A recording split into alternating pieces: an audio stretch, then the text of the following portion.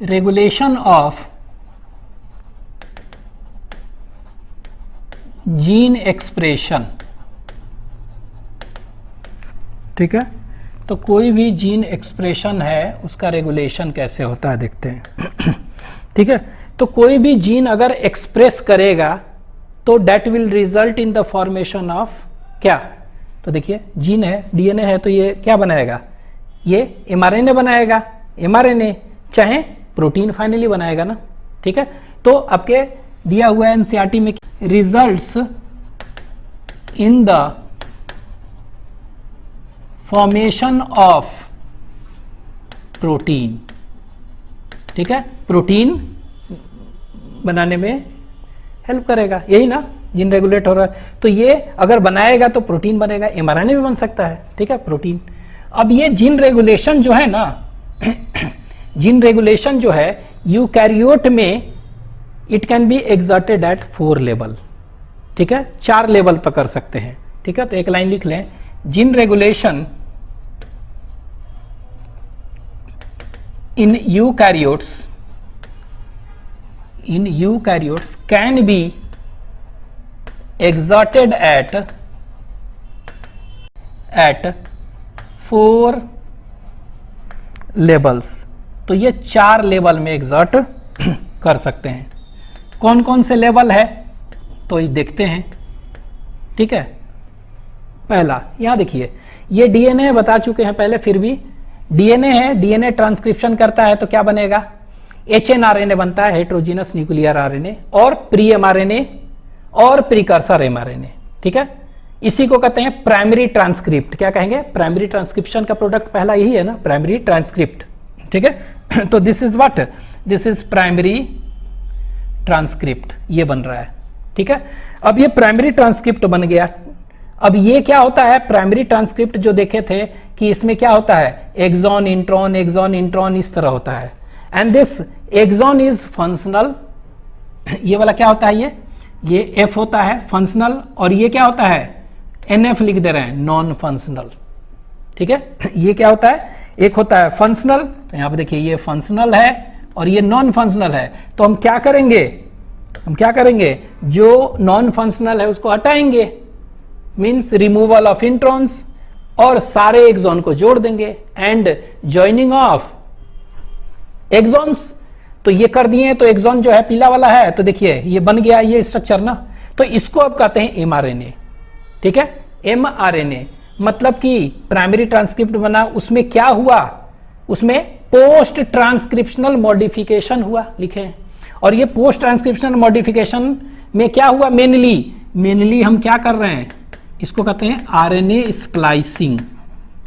क्या कर रहे हैं, आरएनए का प्रोसेस कर रहे हैं ना, तो इसको कहते हैं आरएनए का क्या कहेंगे, स्प्लाइसिंग कहेंगे। तो आरएनए का स्प्लाइसिंग किए मतलब removal of intron and joining of all exons. तो ये देखिए बन गया स्ट्रक्चर क्या, एमआरएनए। ठीक है, तो एमआरएनए बन रहा है। अब ये एमआरएनए क्या हो रहा है, एक्सपोर्ट करके न्यूक्लियस से कहां निकल रहा है, ये साइटोप्लाज्म में निकल रहा है, यहां पर ट्रांसलेशन हो रहा है, प्रोटीन बन रहा है, यही हो रहा था ना।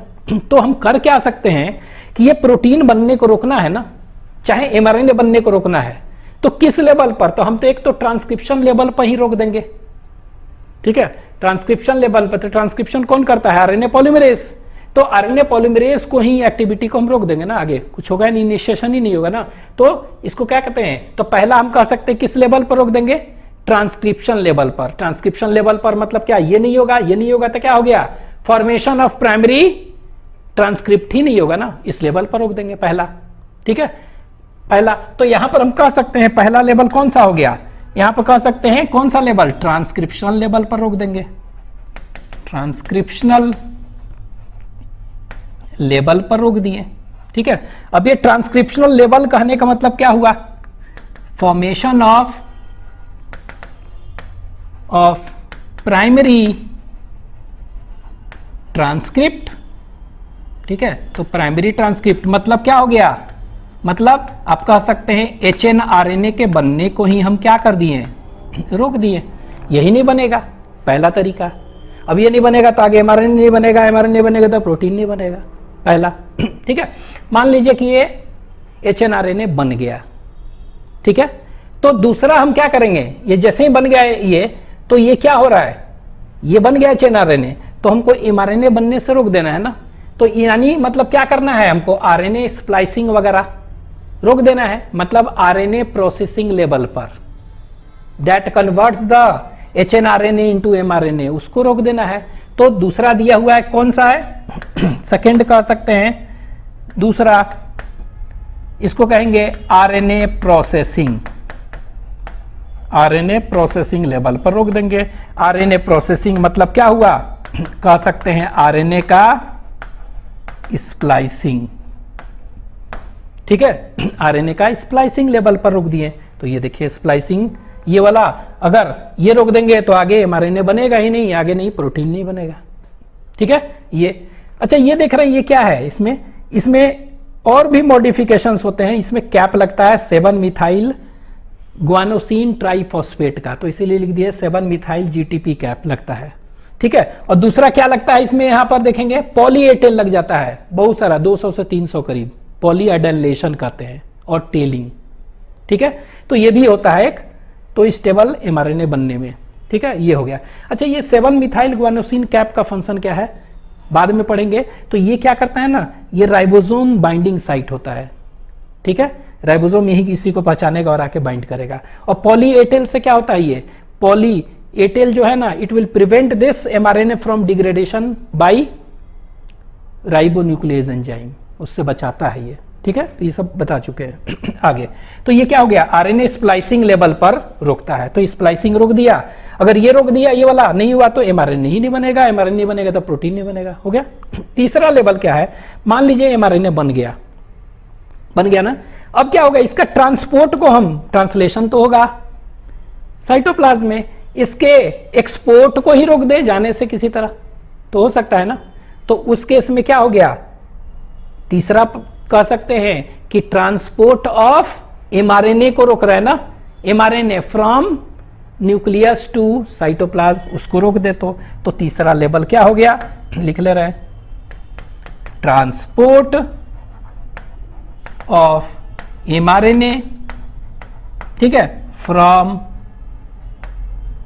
Nucleus to cytoplasm. अब ये साइटोप्लाज्म ही में नहीं जाएगा तो वहां क्या हो गया, ट्रांसलेशन ही होगा ना, नहीं हो पाएगा, ठीक है। तो ये ट्रांसपोर्ट को आप क्या कर सकते हैं, आप एक्सपोर्ट लेवल भी कर सकते हैं। कौन सा लेवल, एक्सपोर्ट लेवल पर, एक्सपोर्ट ही नहीं होने देंगे, ठीक है। ये लेवल ये हो गया। मान लीजिए कि एमआरएनए आ गया यहां पर साइटोप्लाज्म में, तो क्या हो गया, अब इसमें प्रोटीन सिंथेसिस ही नहीं होने देंगे किसी कारण से, तो हो सकता है ना। तो इसको क्या है, ट्रांसलेशनल लेवल कह सकते हैं, उस लेवल पर भी रोक सकते हैं। तो फोर्थ लेवल कौन सा है, ट्रांसलेशनल लेवल इसको कहेंगे, ठीक है। तो इसमें 4 लेवल पर हम एग्जर्ट कर सकते हैं जीन के रेगुलेशन को, ठीक है। तो ये 4 लेवल यही है, इसको लिख लीजिए।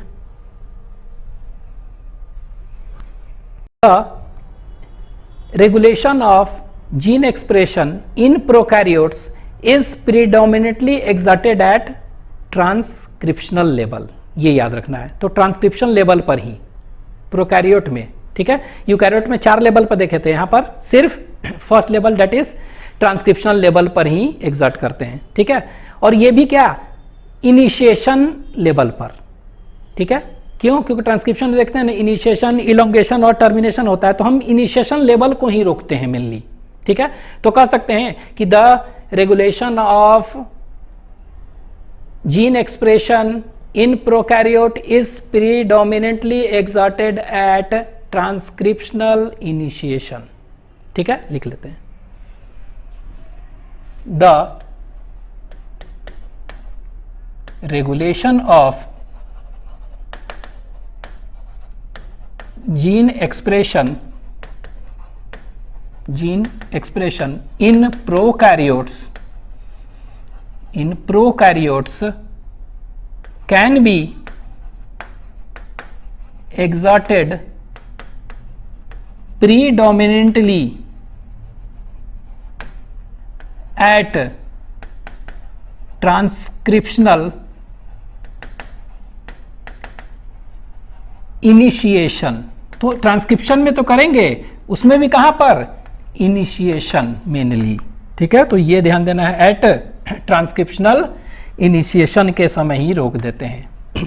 ठीक है, ये अब ये कैसे रोकते हैं, तो यहां पर देखिए हम बता चुके हैं, थोड़ा सा बता दें, ये क्या है ओपरॉन वगैरह में, तो ये क्या है, आई जीन कहते हैं इसको पी जीन कहते हैं, इसको ऑपरेटर जीन कहते हैं, और ये सी सिस्ट्रॉन और स्ट्रक्चरल जीन। ठीक है, यही है ना, सेम यही है, this is I P O C और स्ट्रक्चरल जीन।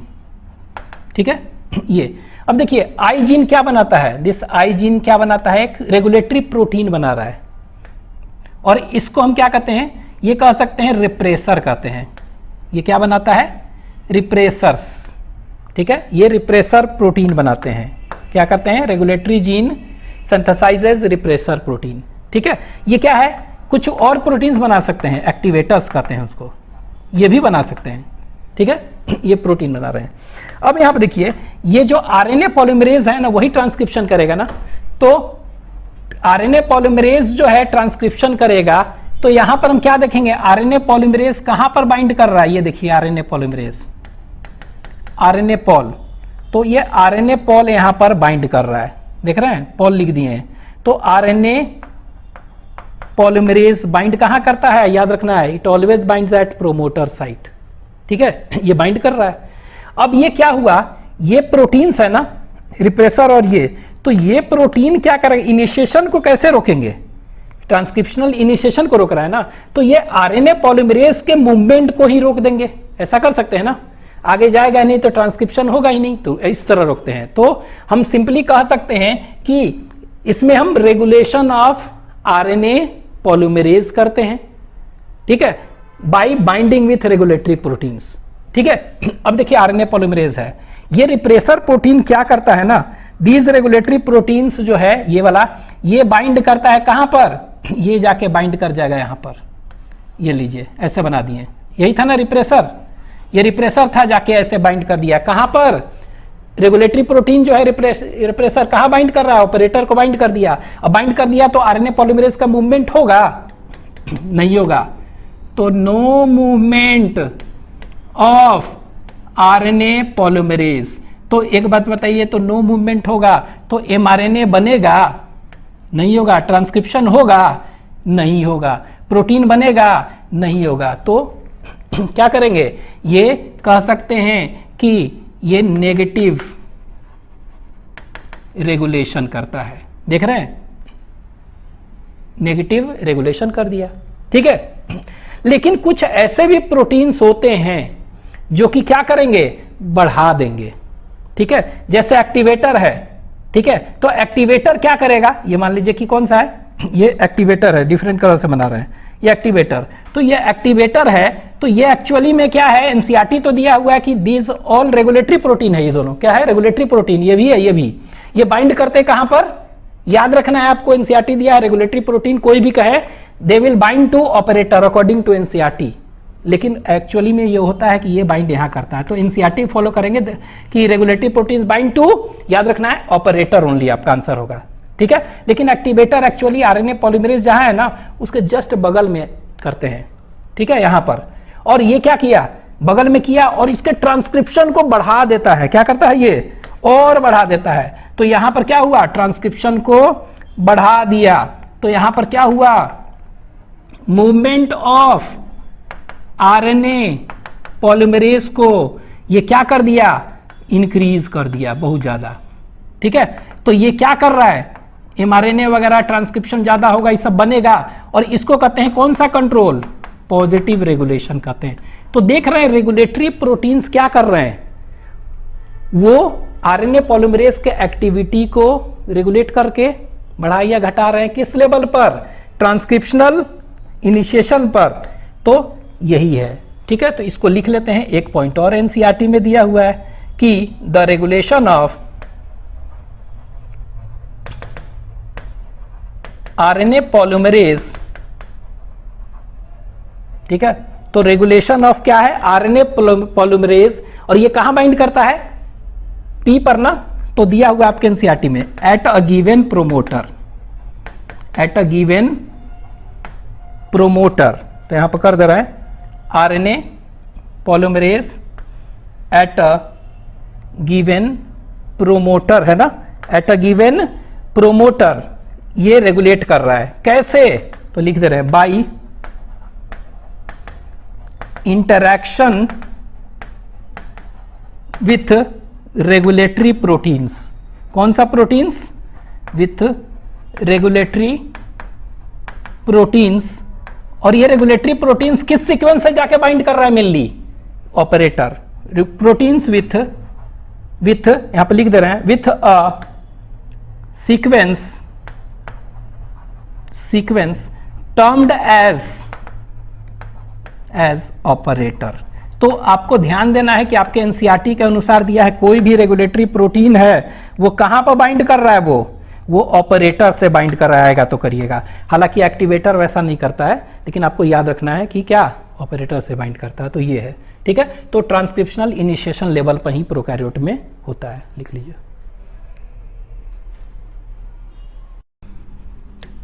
मेटाबॉलिक फिजियोलॉजिकल और environmental conditions regulates the expression of genes। ठीक है, तो हम कह सकते हैं कि ये तीनों का तीनों जो कंडीशन है वो क्या कर रहा है? एक्सप्रेशन ऑफ जीन्स को रेगुलेट करता है। ठीक है, जैसे कि फॉर एग्जाम्पल यहाँ देखिए, मान लीजिए कि ये जो देख रहे हैं यहाँ पर एस्चेरेसिया कोलाई बैक्टीरिया है, ग्रो कर रहा है। ठीक है, और ये ग्रो कर रहा है तो यहाँ पर क्या देखेंगे कि ग्लूकोज नहीं है, ग्लूकोज -NT लिखे हैं, मतलब ग्लूकोज इज एब्सेंट। हाँ, तो क्या है? सोर्स ऑफ एनर्जी नहीं है। हाँ, सोर्स ऑफ एनर्जी के लिए यहाँ पर लैक्टोज है, लैक्टोज डाले हैं हम। ठीक है, तो एक्सटर्नल मीडियम में लैक्टोज है, तो सोर्स ऑफ एनर्जी एक क्या दिख रहा है इसको? लैक्टोज। डाइसैकराइड है, लेकिन तो डाइसैकराइड है तो ये क्या होगा? इसको पहले एंजाइम्स बनाना पड़ेगा, बीटा गैलेक्टोसाइडेज एंजाइम, वो इसको तोड़ेगा ग्लूकोज गैलेक्टोज में, और जो ग्लूकोज सोर्स ऑफ एनर्जी बन गया उसको यूटिलाइज करेगा। ठीक है, यही करेगा ना। तो देख क्या रहे हैं कि एनवायरनमेंट में क्या होगा? लैक्टोज होगा तो जीन ऑन होगा, कार्बन सोर्स बन जाएगा। लेकिन लैक्टोज अगर नहीं होगा तो क्या होगा? नहीं होगा ना, मींस ये एनवायरमेंटल कंडीशन रेगुलेट तो कर ही रहा है। ठीक है, अब देखिए लैक्टोज है। ठीक है, क्या है? लैक्टोज है। तो लैक्टोज है तो यहां पर लिख दे रहा है एस्चेरेसिया कोलाई क्या करेगा? ये सिंथेसाइज करेगा, सिंथेसाइजेस बीटा गैलेक्टोसाइडेज एंजाइम। ठीक है, अब ये बीटा गैलेक्टोसाइडेज एंजाइम क्या करेगा? जो भी डाइसैकराइड है लैक्टोज उसको तोड़ देगा, ग्लूकोज प्लस गैलेक्टोज में, तो ये हाइड्रोलाइसिस कर दिया ना ये। अब ये ग्लूकोज में तोड़ दिया, अब ये देखिए ये वाला ग्लूकोज ये क्या करेगा? It is utilised by E coli. ठीक है, तो ये क्या है? कार्बन सोर्स है और सोर्स ऑफ एनर्जी। ठीक है, और ये क्या हो गया? Utilized by Escherichia coli. ठीक है, तो एनवायरनमेंट में लैक्टोज है तभी ना ये जीन ऑन है। ठीक है, लेकिन ग्लूकोज नहीं है और लैक्टोज भी नहीं है तो जीन ऑन होगा? नहीं होगा ना। तो देख रहे हैं कि एक्सटर्नल कंडीशंस अफेक्ट तो कर ही रहा है। ठीक है, अब देखिए यहां पर क्या है कि एनर्जी रिक्वायरमेंट देखते हैं। क्या है? Energy requirement. तो एनर्जी रिक्वायरमेंट हमको चाहिए तभी ना बन रहा है, ऑन हो रहा है, लेकिन नहीं चाहिए तो ऑफ होगा। ठीक है, तो वही है, उसको क्या कहेंगे? दैट इज नोन एज क्या? उसको कहेंगे फिजियोलॉजिकल। ठीक है, उसको क्या कहेंगे, फिजियोलॉजिकल। ठीक है, एक एग्जांपल यहां देखिए, मान लीजिए ग्लूकोज है, लैक्टोज भी है, देख रहे हैं, दोनों है इसमें। ठीक है, तो इस केस में हम क्या देख रहे हैं, ग्लूकोज है, लैक्टोज है, तो ग्लूकोज है तो प्रिफर ये किसको करेगा, इसी को करेगा ना प्रिफर, कि ग्लूकोज जब है तो हम क्यों उतना मेहनत करें, हम उतना ये बीटा गैलेक्टोसाइडेज एंजाइम बनाए, वो उसको तोड़ेगा, फिर मिलेगा, फिर एनर्जी नहीं लेगा ना, तो प्रिफर कर रहा है क्या, ये ग्लूकोज, इसी को यूज करेगा। तो इस केस में लैक्टोज होते हुए भी क्या कर रहा है, यहां पर देख रहे हैं कि मेटाबॉलिज्म नहीं करेगा ना लैक्टोज का, तो ये क्या होगा, एक तरह से कहते हैं मेटाबॉलिक कंडीशंस कहेंगे इसको, कह सकते हैं आप। ठीक है, तो देख रहे हैं तीनों का तीनों कंडीशंस क्या कर रहा है, it regulates the expression of genes. ठीक है, नेक्स्ट एक चीज और याद रखिएगा, आपके एनसीईआरटी में भी दिया हुआ है कि डेवलपमेंट एंड डिफरेंशिएशन